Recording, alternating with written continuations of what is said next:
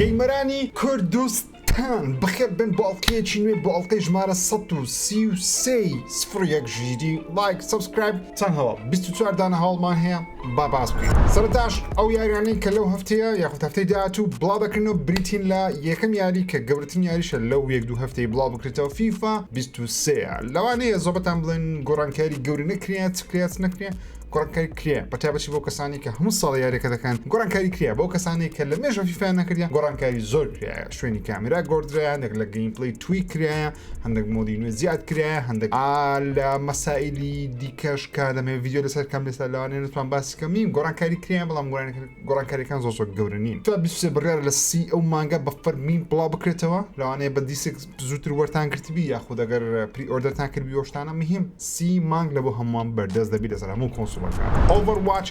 2 بەشی دووەمی بەشەی فری تو پڵی بڕیارە لە چواری دە بەردەستبی تۆنێک کارکتەری نوێمان هەیە Overwatch 1 ڕادەوەستی کارەکانی نامینە سێڤەرەکانی داون دەبی هەمووی دەگوازیت لە Overwatch 2 حەز دەکەم بە لایڤ ستریم ئەو یاریە بتاقیکەمەوە لەبەری Overwatch 1 یاری ساڵ بوو ساڵی 2015 Overwatch 2 ستۆری نییە بەڵام مەڵتیپلەیەرەکەی بزانین چۆنە. Marvel's Midnight Sun بڕیارە لە هەفتی مانگ بەردەستبی هەفتی دە بەردەستبی یارێکی استراتیژی کامرە لە سەرێ ئەو شتانەیە بەڵام لەوانێ بە گەیمەرانی کوردستان یاریەمان زۆر بەدڵنەوی بەڵام لە جیهان گەیمەرش زۆر چاوەڕوانە چاوەڕێ دەکەین بزانین ئەو یاریت چۆنە و ئەگەر شایانی ئەوەبی ڤیدیۆ لەسەر بکەین ڤیدیۆ لەسەر دەکەین. No Man's Sky لە کۆتاییدا دێتە سەر Nintendo سویچی بڕیارە لە هەفتی ئەو مانگا بێتە سەر سویچی No Man's Sky ئەگەر ناسانی یاریی جیهانی کراوەیە تقریبان لەوانەیە هەمووتان گوێتان لە یاری ستارفیلدی بووبی کە چۆن لەناو جیهاندا دەسوڕێەوە بەڵام چیرۆکێلێ دەربینە بۆ شێوازەی تقریبان زیاتر گەڕان و لێ کۆڵینەوە و دروستکردنی بیس و فڕینە ئاسمان نۆشتانە No Man's Sky جارش ڕاقی دیارە تاوەکو ئێستا من No Man's Sky نەکردیە یاخود ئەندێک بەشم لێ کردیان پارپارت بەڵام بە فەرمی تاوام نەکردێت تاو نابێ یاریە بزانین کو دەبێت. یاریەکانی PlayStation Plus لە بۆ مانجی دا ئاشکراکران سێ یاریمان دەداتێ PlayStation لە بۆ PlayStation 4 و 5 لەگەڵ دوو یاری لە بۆ PlayStation 4 بەڵام هەمووشی لەسەر PlayStation 5 بەردەست دەبن. خۆترین یاری کە لەو مانگی بەردەست بی Hot Wheels Unleashed Hot Wheels من 50 دلارم پێدا بریانم کڕیبان لەبەرەوەی دەبزانێت سەپڵاسی بەڵام هیم یارێکی زۆر خۆشە ئەگەر کەیفت بە فۆرزای دێ بەڵام لەسەر تراچی بی ئەو یاریە بە خۆڕایی لە بۆ خۆتان لەو مانگە پلستێ وەری بگرن زۆر ڕاکیە. یاری Injustice 2 دێتە سەر PlayStation Plus لە بۆ مانجیدا Injustice 2 یاریێکی فایتینگە بەڵام بە کارکتەرە خراپەکارەکانی ناو جیهانی DC لەگە پاڵەوانەکان بە هەمان شێوە یاریی دیکەش لەو ماگەێت سە پلسی بنای سوپەر هۆت کە نازانم چییە و ناشم کردیە بەڵام زان تاقیکەرە FPS بە خۆڕاییە سەوتاقی دەکەین. PlayStation Stars بە فەرمی ئێستا لە ئاسیا بەردەستە بە ماوەیەکی نزیک دێتە سەر ئەکاونتە ئەمریکیەکانیش PlayStation Stars گوتمان ئەو شتێکەوە لە ڕێگیوە ئەو خزمەتگوزاریە لە ڕێگیوە توانین پارە قازانج بکەین و یاریەکانی پێ بکڕین یاخود یاریمان بداتێ لە جیاتی مثلا ئەو ئەستێرانە بکە پارە و شتانە میم قازان زیێ دەکەیت کاتی خۆی Microsoft Rewards بوو ئێستا PlayStation Stars لە بۆ PlayStation PlayStation بلوگ پۆستێشنی بڵاو کردەوە چەند زانیاریشمی لەسەر پێداین دەڵێ هەر کاتێک تۆ یاری دەکەی پێویستە سەیری مۆبایلەکەت کە لەسەر ئەپی مۆبایلەکە واتە ئەپلیکیشنی PlayStation لەسەر مۆبایلەکەی خۆت دەکەیەوە لەژێر پرۆفایلەکەی خۆت Stars پەیدا دەبی Stars چەند ئیشێکی هەیە یەکەمیان تۆ کاتێک کە یاریی نوێ دەکەی ئەو یاری دەبی بەشی کامپینسی هەبێ کامپینز بەمەستمان مۆد چیرۆکی یاریەکان نییە بەڵکو کامپینسی PlayStation Starسی هەبێ زۆربەی یاریەکان هەیەە بەحساب هەر کاتێک کامپینسی هەبی بخۆی پێت دەڵێ ئەگەر بێت و ئەو ترۆفیە بەدەست بخەی یاخود ئەوەندە ساعتە و یاری بکەی ئەوەندە دەقەیە ببڕی لە هەمان شوێن ئەو شتە بکەی ئەوەندە ئەستێرەیە ئەوەندە ستارە وەردەگری و ئەگەر ژمارەی زۆر لە ئەستارست کۆ کردەوە دەتوانانی ڕدیمی بکەیت بیکێ پارەیە لە بۆ PS Store دەتوانانی یاری پێ بکڕی دەتوانی کۆلێکتەبڵی پێوەگری کۆلێکتەبڵەکانیش ئەو شتانێک کە کۆ دەکرێنەوە چەند شتێکی یاخود وێنەیەکی 3D لەسەر کارکتەرە ئایکۆنەکانی PlayStation بی کارکتەری ڤیدیۆ گەیمە مهم تا شتێکت داتێک کە ڕێڕە لەوانەیە تەنیا تۆ هەدبی تۆ نیە کەس کاوی بەڵام NFT نییە ئەو شتە نییە کڕین و فرۆشتنی پێ بکرێت تەنیا بۆ خۆت توانی هەری بگری لەسەر مۆبایلەکە توانی سەیری بکەیت ئەوەیان زۆ مهم نیە بەڵام ئەوەی میمە بەشێک لە یاریەکان نرخیان لە بۆدانرێ بەشێ پلیستیشن ستارسی بۆم هەندێکیان 100,000 ستارسی دەوێت هەندێکیان 10,000 ستارسی دەوێت شش لە بابەتانەیە لێکدانەوێکی بچووکی بۆکرا لە ئینتەرنێت دەڵێ ئەگەر بێت و نزیکی 10 بۆ 20 کاتژمێر یاری بکەی و ئەستێرەکان بەدەست بخەی دەتوانانی نزیکەی $10 کۆکەیتەوە بەڵام وەکوتم کامپینەکان دەی بۆ شێوازە بکەیت کە پلیستیشن پێت دەڵێ میهم شتێکی بەخۆڕاییە هەر کاتێک لەسەر ئەکاونتی ئەمریکی کە زۆرمان ئەکاونتمان ئەمریکیە دەتوانی یەکسەر بەدەستی بخەی لە بۆ ئەکاونتە ئاسیاییەکان مەتەن عەرەبیەکان بەردەست نێستا ئەکاونتێکی ئاسیای عەرەبیت هەیە میهم دەتوانی لە بۆ خۆت تاقیکەیتەوە بیبینی پسانی کۆکو نییە سو پێشم بڵێن بدڵتانەیە خودنەوە خۆڕایە بینە سەر GTA 6 چەند زانیارێکی نوێمان هەیە بۆ هاکەرەکە دەستگیر کرا و هاکەرەکە زانیاری نوێشی بڵاو کردەوە کە دەژیرش کرایە سو ئەو شتە چۆن ڕوویدا پۆلیسی لەندەن توانیان کەسێکی 17 ساڵان دەستگیر بکەن کە پێیان وا بۆ هاکەرەکەیە کە دوو کۆمپانیا زەبەلاحی ئەمریکی هاکردی وڵا نای کۆمپانیەکان یاشە نەکرد چەند ڕۆژێک پاشانجیێ دوای دەستگیرکردنی ڕۆژنامەنووسێک لە لەندەن هەڵسە بە ئاشاکردنی ئەو زانیاریکەوە ئەو هاکەرە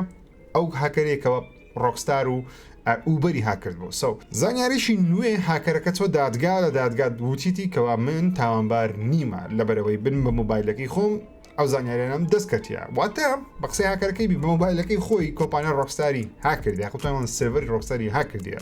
و دەنگوویەکیش هەیە لە دادگا کە ئاساس باس کرێ بەڵام هێشتا بڵاو نەکرێتەوە لەبەرسەش بڵاو نەکرێتەوە قسەکانیان بە تەواوەتی لەبەرێ ئەو منداڵە یاخود ئەو هەرزەکارە تەمەنی ژێر 18 ساڵە و ناکرێت نە ناوی ئاشا بکرێت جارێ و نەشکلی پیشان بدرێ و ئەو شتانە قانونە لە بەریتانیا کە ناوی لە محکەمەی خوار 17 ساڵ خوار 18 ساڵ ئەو شتانی لەسەر بڵاو بکرێتەوە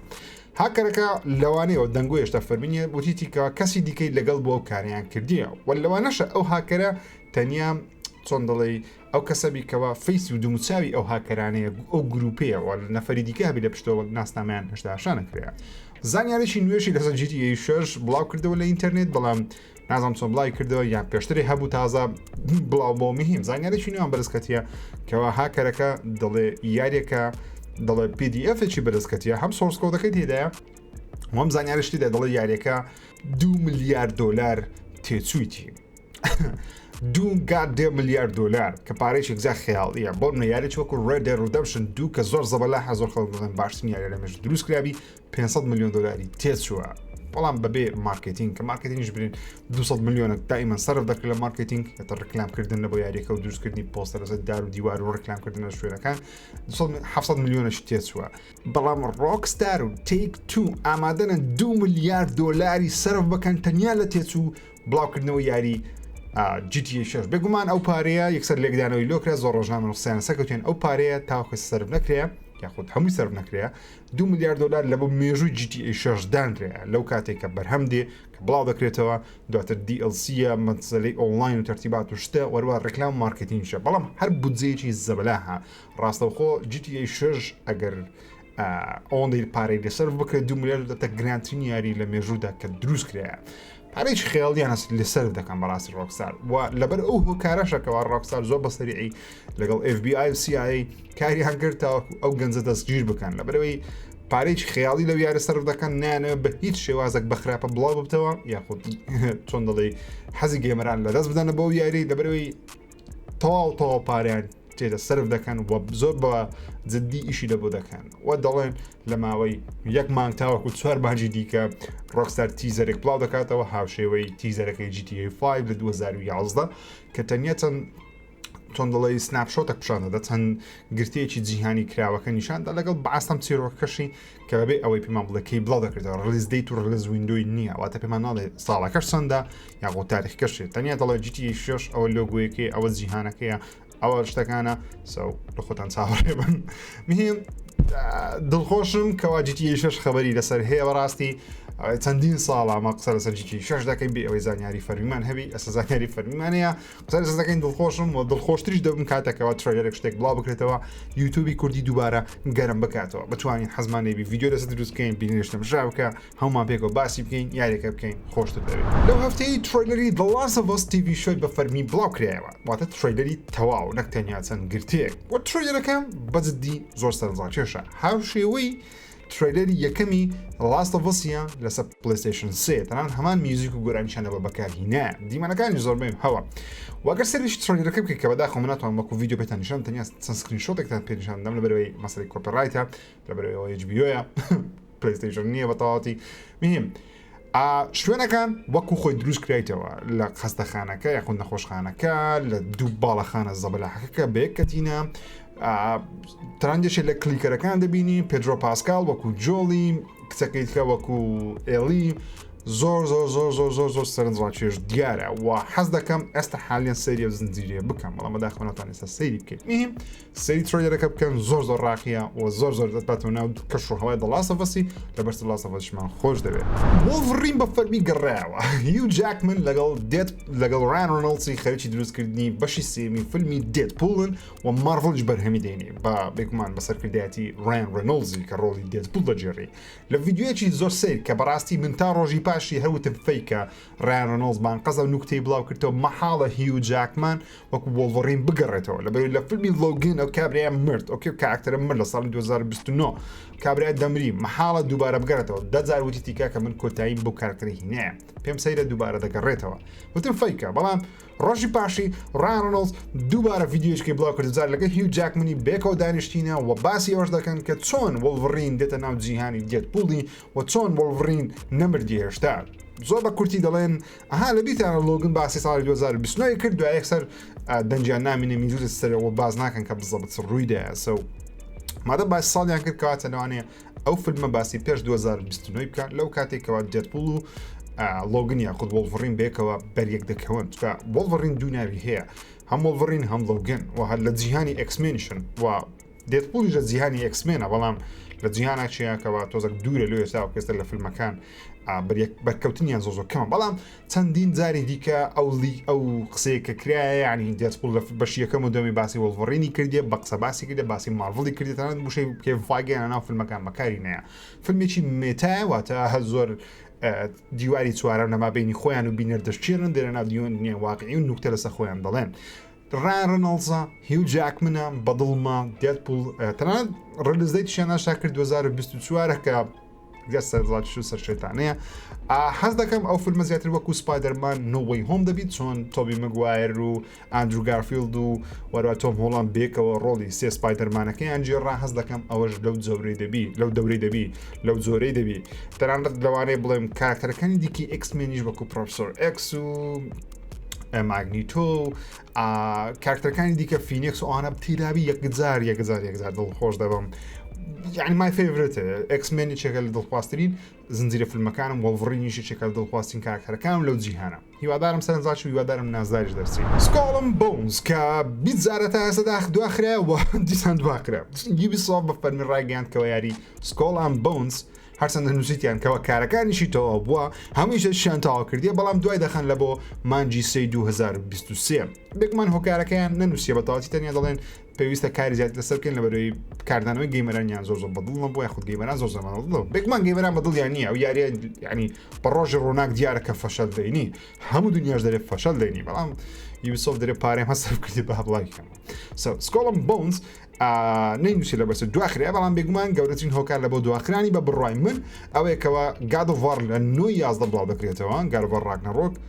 سکۆڵم بۆنز لە 8 بڵاو دەکرێتەوە تا ڕۆژێک پێش God of War مەحاڵە گەیمەر هیچ گەیمەرێک هەبی کەەوە ئەگەر عاشقی God of War بیاخود بە تەمای God of War بێ سکۆڵم بۆنز ڕۆژێک پێشەنجنی بکڕی ئیلا گەیمەرەکە God of War هەر نەکڕی لەوانێ بڵێ ئۆکەی سکۆڵم بۆنز so what's this لەوانێ پارەی پێ بدە ئەگەر مەحاڵە هیچ گەیمەرێک دویاری پێکەوە ناکرێت لەسەر یەک بەتابەتی گەیمەری ئاسایی دەڵام نەک ئەو کەسانێک کە یوتیوبەرن یاخود لە بەکار ئەوشتانە یاخود دەوڵەمەند بێ نەفەری ئاسایی دەڵێن میلیۆنان کەسەکە دەڵێن پێم وابێ ئەو هۆکاری سەرچێکەوە سکۆڵم بۆنز دواخرا و هیوادارم زیاتریش دوا بخرێ وەرە ئەو یاریە مامێ هیوادارم یوبیسۆفت برژێت و هەڵی فەرمەوە یاریەکان بڵاومان کردەوە زۆر نازدارە هیوادارم من هەڵا سایبەرپانکی 2077 تقریبا زیندوو بووەوە تقریبا دەتوانین بڵێن نەک تقریبا وڵا بە فەرمی زیندوو بوویتەوە و لەسەر PC لە ماڵپەڕی ستیم زیاتر لە 800,000 کەس لێکات بە یاریەکەیان کرد و ڕۆژانەش CD Projekt Red دەڵێ 1 ملیۆن کەس دێنەوە ناوی یاریەکە یاخود یەکەم جاریتان یاریەکە دەکەن و زیاتر لە 20 ملیۆن کۆپیشیان لێ فرۆشتێک یەکێکە لە سەرکەوتنی یاریەکان لە مێژوودا ڕاستە سایبەرپانچی 2017 کە بڵاوکریا و فاشل بوو فەشەڵی گەورەشینە و ئەو پری ئۆردەرانی کە کران زۆربەی خەڵک لێ ناڕازی بوون بەروی یاریەکە لەسەر کۆنسۆل لەسەر پیسی تقریبا نابڵام لەسەر کۆنسۆل بەداوەتی کۆنسۆلی پلی 4 و Xbox One زۆر بە خراپی پرفۆرمانسی دەکرد و چیرۆکەکەی بەو شێوازە نەبوو گەیم پلی بەو شێوازە نەبوو زۆر نەقسی هەبوو بەتابەتی لەسەر کۆنسۆلی کۆن لەسەر کۆنسۆل نوێیەکانیش من تەواو کرد کێشەی یەکجار زۆری هەبوو بەڵام ئێستا من لەسەر Xbox Series X دەیکەم ئاموت ئەی لێوەردەگرم و کێشەکانیان کەمتر کردەوە بەڵام هێشتا هەندێک کێشە هەرمەیە مهم CD Projekt Red بەهۆی ئەوەی کەوا لەگەڵ نێتفلیکسی عەقدەچیان کرد لە بۆ بڵاوکردنەوەی زنجیرەیەکی نوێ کە ئانەمەیە بە ناوی Edge Runner کە ئەویان زۆر سەرکەوتوە تەنان 100% بەدای لە ڕۆتن تەمێتەوە گەیمەران زۆریان بەدمە خەڵک لەبەر ئەو زنجیرەی دێنەوە ناو سایبەرپانچی یاخود یەکەم جارکان دێنە ناو سایبەرپانچی دەیکەم زان ئەو یاریە چییە مهم دڵخۆشم یاریەک لە فەشارێتەوە بێتەوە سەرکەوتن و من یاریەکەم بەدڵە بەدزدی ینی چیرۆک و جیهانەکەم زۆر بەدڵە بەڵام کێشە تەکنیکیەکانی وای کرد بکە متعەیەکی زۆر لێوەرنەگرم هیوادارم ئەنگۆش ئەگە سایبەرپانکتان نەکردیە بەڵام ئەگە کۆنسۆلی کۆنت هەیە مەیکڕە ئەگە کۆنسۆلی نوێت هەیە تاقیکەوە پیسی شتەیە 100% بیکە لەبەر لە پسە پیسی زۆر جوان دیار لەو هەفتەیە یاخود چەند ڕۆژێکە یاری نیت فۆر سپیدی نوێ ناوەکەی ئاشکراکرا بە ناوی ئەنباوند دەبی و هێشتا دیار نییەکەوە ئەو یاریە بەڵی هەموو گەیمەران دەبی یاخودنە لۆژە قسەی دەکەم لەبەر نیت فۆر سپید خۆشەکەی لەوە بۆکەوە یاریەشی ئارکەیدا واتە زیاتر زیاتر تەنیان لێ خوڕنی ئۆتۆمبیل لە یەک ستایلە ڕۆیشتنە لەگەڵ ئەوەشەکەوە ئۆنلاینی هەیە بەڵام کەم بوو زیاتر سینگل پلێر بوو بەڵام ئەو جارە پێدەچیکەوە ئینسایدەر گەیمینگ بڵاوی کریتەوە دەڵێ یاریەکە ئەنباوند نیت فۆر سپید ئەنباوند زیاتر فۆکسی لەسەر مەڵتی پلێرە زیاتر فۆکسی لەسەرەوەی کە چۆن یاریزانێک لەگەڵ یاریزانێک دیکە لەسەر شوێنێکی ماپەکە چێ بکەن یعنی فۆکسەکەیان زیاتر لەسەرەوەیە درێ بڕیار بوو لە مانجی 6 شاکرابە دوایان خست لە مانجی 7 دواخرا لە مانجی 8 دواخرا لە 9 دواخرا پێدەچی لە مانجی دا بە فەرمی لەلایەن ئێوە ئەو یاریە ئاشکرا بکرێت سایلەند هیل کە نزیکەی چەند ساڵە من نەوچناڵم هەیە بەلاکینی 4 ساڵە من لە بەرنامە یاخود لە ڤیددیۆی جیاواز باسم کردیە سایلەند هیلی نوێ بەڕێوەیە زانیاری نوێ دێ بەڵام ئێستا دەتوانین بڵێن فەرمیترین زانیاری لەسەر یاری سایلەند هیلی نوێ لەو هەفتەیە بڵاو کراوە لەبەرەوەی لە کوریا ڕیتینگ کرا ئەها لە بیرتەران لە 1-2 هەفتەی ڕابردوو باسی گادۆڤەر ڕاگنەڕۆکمان کرد کەوا لە کوریا ڕیتینگ کرایە بۆیە لە پاش ئەو ڕیتینگە ئاشکرا کراکەوە ئەوسا بڵاو دەکرێتەوە سایلەند هیل نوێیەکە لە کۆریای ڕیتینگی کرا کە هێشتا یاریەکە بە فەرمی ئاشکراش نەکرێ ڕیتینگ کرایەوەتە پێوانەی کرێ لە بۆ چتەمەنێک دەگونجێ و ناوەکەشیان لەسەر ڕیتینگە بە ناوی دە شۆرت مێسجە کە لەلایەن کۆمپانیایەک بڵاو دەکرێتەوە کە ناوەکەی ناخینەوە لەبەری زۆری زازە ئینومانە نازام چییە ئەو کۆمپانیای کاری بڵاوکردنەوە لە بەرهەمەکانی کۆنامی دەکات لە کۆریای باشوور کە یاریەکانی مەتەڵگیریان لەوێ بڵاوکردەوە چەند یاریەکەیان لەوێ بڵاوکردەوە کەواتە توانین بڵێن بە فەرمی سایلەند هیلی نوێ بە ناوی دە شۆرت مەسجە یاخود ناوەشکی جیاواز لەوانەیە بگۆڕدن ناوەشتانە مهم لە بەرەمێنانە بەڵام باسی چ دەکەن تاوەکوێسە چەندین دەنگۆی جیاواز هەیە گەورەترین دەنگۆش باسی ئەوەی دەکەکەوە بلوبەر تیم کە یاری چیان دروست کرد The Medium-یان لە بۆ Xboxی دروست کردووە لەسەر PlayStationش بڵاویان کردەوە ئەوان خەریکی ئەو یاریان بەڵام هەمان بیرۆکەی کۆجیما بەکاردێنن کە پەیوەندی بە ناردنی نامەی ڕاستەقینە لەلایەن گەیمەرەوە هەیە واتە پەیوەندی بە ناردنی SMS-ەوە هەیە بەڵام چۆن دەکرێت لە ڕێ ئەپلیکیشنەکەەوە دەکرێت لەگەڵ یاریەکەی چۆن کۆنەیەکە دەبێشتانە هێشتا نازانین مهم چاوتان لێبی لێ زۆر باسی سایلەند هیل دەکەین بە تایبەتی ئەو گەیمەرانی کە تۆزێک تەمەنیان هەیە لەبەروی کاتی خۆی ترسناکترین یاری لە ژیانمان کردبی سایلەند هیلە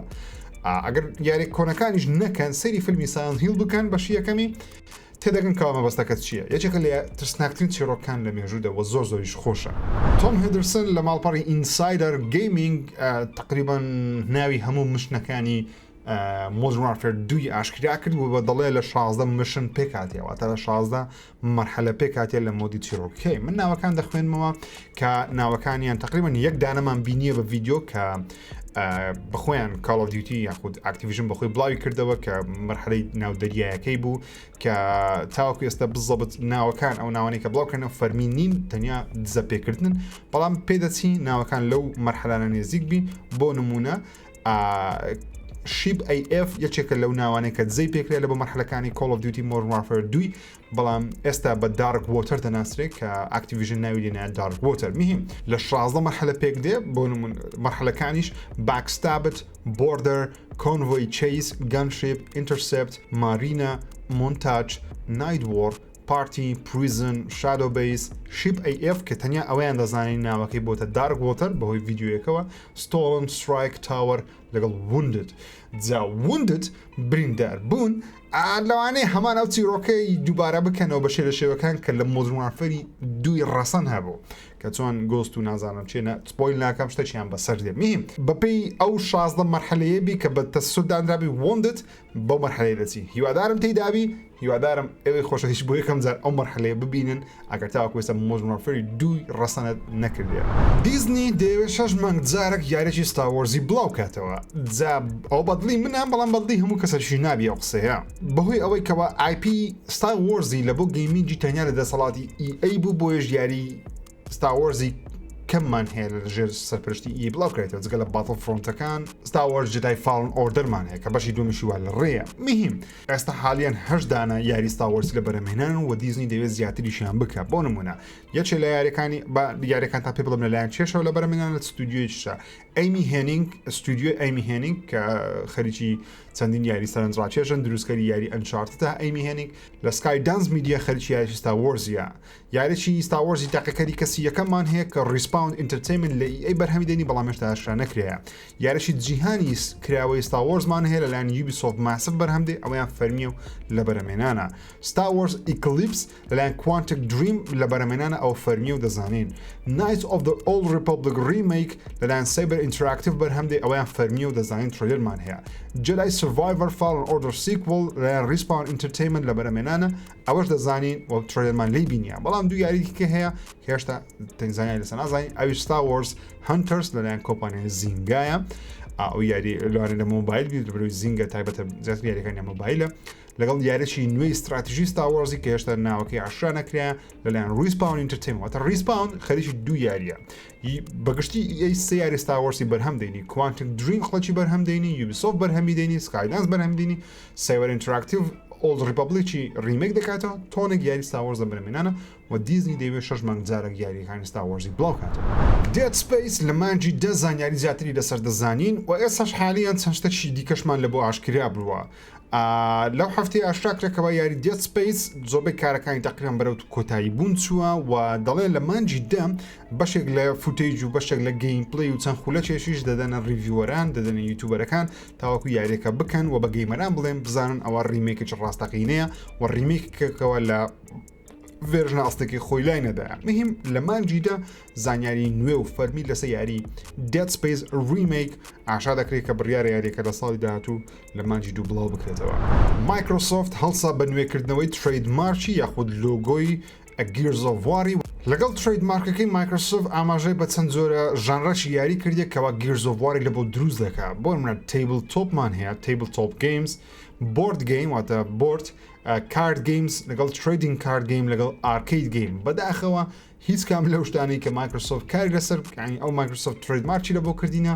باسی سینگل پلەیر یاخود گیرز ئۆف وار 6 یاخود ئاماژە بۆ شتانە ناکە و دەشکرێ لەبەرەوەی بیکەوە سپۆیل نەکرێ و ئاشاکردنەکەی سپۆیل نەکرێت لەو ترید مارکە نەینووسیە مایکرۆسۆفت بەس مهم تقریبا 1 2 3 4 5 یاری گیرز ئۆف وار لە بەرهەمهێنانە بەڵام هەم گەیمەران دەبێتوانە حەزانە گیرز ئۆف وارە چاوەڕوانی دەرچوونی یاخود ئاشاکردنی گیرز ئۆف وار 6 یاخود گیرز 6 سپلینتەر سێڵ یوبیسۆفت دەڵێ یاری سپلینتەر سێڵ چڕۆکەی دەستکاری دەکەن و ئەپدێتی دەکەینەوە لە بۆ گەیمەری نوێ لە بۆ جیهانی مۆدرن بگونجێ واتە چیرۆکی کاتی خۆی کە پێم وایە چیرۆکی زۆر کورتە ئەپدێتیان کردەوە نوێیان کردەوە لەگەڵ جیهانی ئێستا بگونجێ ئەو خەبەرە لێ کریتمە خەبەر لەبەرەوەی زۆر گەیمەر ناڕازینەوە ناڕەحەتن لەگەڵ ئەو خەبەرەی لەبەرچ یوبیسۆفت نووسینی یاریان زۆر باش نییە بەڕاستی مەسەرەن دەقی یاریەکانی و حیوارەکانیان زۆر مامناوەندا هەموو کاتێک زۆر باش نییە زۆر خراپش نییە سپلینتەر سێڵ شوێنی تایبەتی هەیە لە کەدە و گەیمەرانی کاتی خۆی کردیتیان یەکێکە لە یاریە باشەکانی ستێڵف وتوان بڵێم ئەو یاریەکەوە ژانڕەی ستێڵفی واتە خۆ حەشاردان و کوشتن بە بهێمنی بێ ئەوەی شوێنەکەت ئاشابری خۆت ئاشاوی کردە نمونەی لە بۆ هەموو یاریەکانی دیکە واتە ئەو ژانڕەیە ناڵێم ئەو دەست پێ کردی بەڵام گەورەی کرد و ناوازەی کرد هیوادارم ئەو چیرۆکێکی یوبیسۆفت دەیان دەستکاری بکەن زۆر دەستکاری نەکەن تێشی نەدەن شتێک بنووسنەوە کە بگونجێ لەبەرەوەی کوتم نووسینی یوبیسۆفت لە بۆ یاریەکان بەردەوام یان زۆر خراپە یان زۆر باش نەبووە مام ناوەندن هیوادارم ئەویان لە مام ناوەندی بەسەرەوەتری زۆر باش نێتفلکس زۆر بەجددی هاتەنە دنیای ڤیدیۆگەیم دو یاری ئەساسن لەلایەن نێتفلکسەوە لە بەرەمێنانە لە بۆ موبایلی بڵاو بکرێتەوە لە ڕێگەی ئەکاونتی نێتفلکس ڕتوانی و یاریانە بکەین لە داهاتوو بەس ئێستا حالیان ڕانگەیان یەکەم ستودیۆی یاریان کڕیە خۆت و خەریکی دروستکردنی ئەو ستودیوێنە بە شێوەیەکی گەورەتر تاوەکو خۆیان فەرست پارتی یاری دروست بکەن ئەو هەواڵەکی گەورەیە لە بۆ نێتفلکسی و هۆکاری سەرچیشکە نێتفلکس ئەو کاری دەکە بۆ ئەوەی دەگەڕێتەوە دوو زنجیرەی زۆر ناوازی و سێ زنجیرەی ناوازەی نێتفلکس سەرکەوتنێکی گەورەی بەدەستینە لە بەرەوەی چیرۆکیان لە یاری وەرگیرا بوو چوار زنجیرە دەتوانم بڵێم میم ویچر زۆر سەرکەوتوو بوو چکە چیرۆکی لە یاری وەرگیرەیە ئاسەندا بخۆ کتێبە ڕۆمانە بەڵام یاریەکان زۆر بەناباجیان کرد کردیانە عالەمی لە بۆ گەیمەران زۆربەی گەیمەران کەوانەی ویچەریان کردی دێنسەی زنجیرەکە دەکەن زنجیری ئارکەینیان دروست کرد کە لە لیگ ئۆف لێجندز وەرگیرێ ئەویان زۆر سەرکەوتوو بوو و ئێجڕەنەریان دروست کرد لە بۆ سایبەرپانچی کە زۆر سەرکەوتووە کەپهێدیان دروست کرد لە یاری کەپهێدی زنجیرەکە زۆر سەرکەوتووە نێتفلکس خەریکی دروستکردنی یاری دەبی بەدەستی خۆیان گەیمەرێک بۆ یەکەم جار لە مێژووی GTA ئۆنلاین توانی $1 ملیار بە پارەی ناو GTA ئۆنلاین کۆکاتەوە کە پارێکی خێڵیە ئەو گەیمەرە 18,000 ساعتی پێچووە لە 2013ەوە یارێکی کردیەوە لە 2013ەوە تاکو ئێستا دەڵێ ڕۆژ 6 ساعت یارەکەم کردیە اینجا توانێتی داهاتی ناو یاری GTA ئۆنلاین بە پارەی کاشی یاریەکان بگەێنێتە $1 ملیار تا $1 billion کە پارەیەکی خێڵیە دەتوانی زۆر بێشتەکانی ناویارەکە پێ بکڕی نەک زۆر بێت هەمووی پێ بکڕی کە گەیمەرێک 6 ساعت ڕۆژانە یەک یاری بکەی والله عافیە یاریەکەی بە ناوی Star Citizen کە سنجایشکەش لە بەرنامە باسم کردی ئەو یاریە زیاتر لە 10 ساڵ لە بەرەمێنانە و لەو مانگەش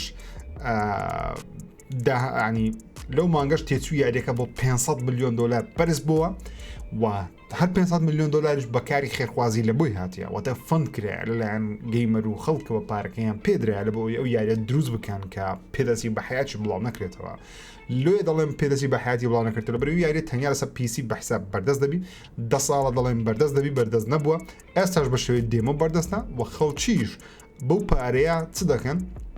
دەتوانێتن کەشتی پێدەکرانە ناو یاریەکەی بە نرخی $3,000 بۆ $30,000 بۆ $1 ملیۆن کە تەنیا ئەو کەسە ئەو کەشتی هەیە لە یاریەکەی کە بە شێوەیەکی خەیاڵی هەیتی بەڵام ئامادەیە 3 دەفتەر بۆ 30 دەفتەر بۆ $1 ملیۆن کە 100 دەفتەری پێ بدەم کە تەنیا بەخۆی بتوانێت ناو یاریەکەی ئەو کەشتە لێ بخڕێ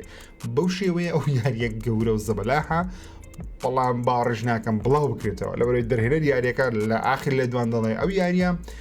ئەگەری بڵاوکردنەوەی نییە بەڵام ئەگەری بڵاوکردنەوەی هەیە لە ماوەی 100 ساڵی داهاتوو کاتە بە گەیمەرە ڕادەبێری بەڵام خەڵکیشە پارەی پێدا Star Citizen نازم کردیتێت دێمۆیەکە یاخود ئەلفا بێتایەکانی لە ستیمی یاخود نەمیم لە ئینتەرنێتی بەردەستە شتی لەسەر بخینەوە سەری گرافیکە کەشتی سەیرێکی ئەو ترێلەرە بکەن لە بۆ خۆتان دوایە بە تەواوەتی بەڵام لێرە هەندێک شتی نیشان دەدەم لەلایەن کۆمپانیا یاخود ستودیۆی کرافتن دروست کرایە ئەو کەسانێکەوە یاری پەبجیان دروست کردی و بڵاو کردیتەوە یارێکی فانتەسی کۆریە کە گرافیکەکی خەیاڵی جوانی هەیە و زۆر جوان دیارە و یاریەکەش لەسەر چیرۆکی ڕۆمانە چیە بە ناوی The Bird That Drinks Tears تۆلەکەیەی یاخود ئەو باڵندەیەی کەوا فرمێسکەکان دەخواتەوە زۆر جوان دیارە فانتەسی دیارە گرافیکەکی بێحەدی هەیە هەرچەندە ئەوە زیاتر دێمۆیە واتە چۆن دڵی سەرەتای دروستکردنی یاریەکەیە لەوانەیە وەکو ڤیژنێکە دەیانەوێت چیرۆکی یاریەکەی بەو شێوازە بین بەس مهم ئەو یارە لە بەرەمێنانە لەلایەن ستودیۆی کرافتن لە کۆتاییدا ئینتل وەڵامی ئینڤیدیای دایەوە بە بڵاوکردنەوە و یاخود بە ئاشاکردنی بەرواری بڵاوکردنەوەی گرافیکارتە نوێیەکیان کە دەڵێن وستم بڵێم کۆن لە بەرەوەی لە مێژە ئاشاگریا بەڵام تازە بڵاو دەکرێتەوە چەندی ساڵیشە دەڵێن گرافیکارتی تایبەت بڵاو دەکەینەوە ئەکستێرناڵ کە تاکو ئێستا ئینتل گرافیکارتی گەورە زەبەلاحی وەکو ئینڤیدیا وەکو RTX 3672 ئەوانەی بڵاو نەکردیتەوە یەکەم جاریتی ئەو کارە زەبەلاحە بکە و پێم وابی ئینتل ئارک ئەی 770 یاخود 770 دەڵێ قوتی RTX 360 هەیە بە نرخی $329 کە $1 هەرزانترە لە نرخی $330 سەو دەرێ مقارنەی ئینڤیدیای بکەین بەقدر 360 لە مانجی لە 12 بڵاوی دەکەنەوە دەڵێن هەرزانترە خۆچی زیاترە سە و بابزانین دوای دەخە و جارۆژیا خودنا هیوادارم دوانەخرێ و ئەو گرافی کارتش بڵاو کردە بری منافەسەی ئینڤیدیای AMDە لە ڕێی گرافی کارتەوە بەڵام ئینتێلش بێتە ناوەزەکەی بەخۆی هەم وەزاکە باشتر دەبی لە بەری نرخی گرافی کارتشدا دەبەزی بۆ کەسانی کە تەنیا پیسیان هەیە و حەز دەکەن یاری ڕیترناڵ تاقیکەنەوە زۆری لەمایە یاریە بەردەستبی ڤیددیوەک لە ئینتەرنێت بڵاوکریا لە یوتیوب بڵاوکرێەوە تێدا یاری ڕیترناڵ لەسەر پیسی نیشان دەدا بەڵام سۆنی ئینتراکتیڤ ئینتەرتەینمنت ڤیددیوەکەی دیلێت کرد و تێک داونی کرد مهم لە ڤیددیوەکەی چەند زانیارە شتێدا بوو بۆ لە بەشی مێنوەکەی بەوەی دەزانین کە پیسیە لە بەشی مێنوەکەی ڕێزۆلوشن سکیلینگمان هەبوو ئۆپشن داینامیک ڕێزۆلوشنمان هەبوو DLSSمان هەبوو لەگەڵ AMD FSR لەگەڵ NIS هەموو ئەو تایبەتمەندیانە تەنیا لەسەر پیسی بەردەستن بە تایبەتیش DLSS و AMD FSR کەوانە کاریان ئەپسکێڵکردن واروە پاکردنەوە و بەرزکردنەوەی فرێمڕیتی یاریەکان لەسەر پیسی ڕیتێرناڵ یارەشی نازدارە قورسە ئەوە کاتێکی زۆریشی دەبێت بەرێت بمری دێ و بیدەیەت سێ مەرحەلە جارێک سەیڤت هەیە بەڵام یاریش خۆشە و هیوادارم کە گەیمەرانی پیسی لە بۆ خۆیان تاقیکەنەوە خۆشەویستانم چاوتان ماز دەکەم هیوادارم بەرنامەشی دوور درێژ و پێما بیسی خولەک دەبی و بەرنامە لەوانەیە بەڵام پڕ زانیاری بۆ پڕ هەواڵ بە هیوادارم سووتان لێ وەرگرت بی تا ڤیددیوەیەکی دیکە بەخوای گەورتان سپێرم خۆتان دەکەم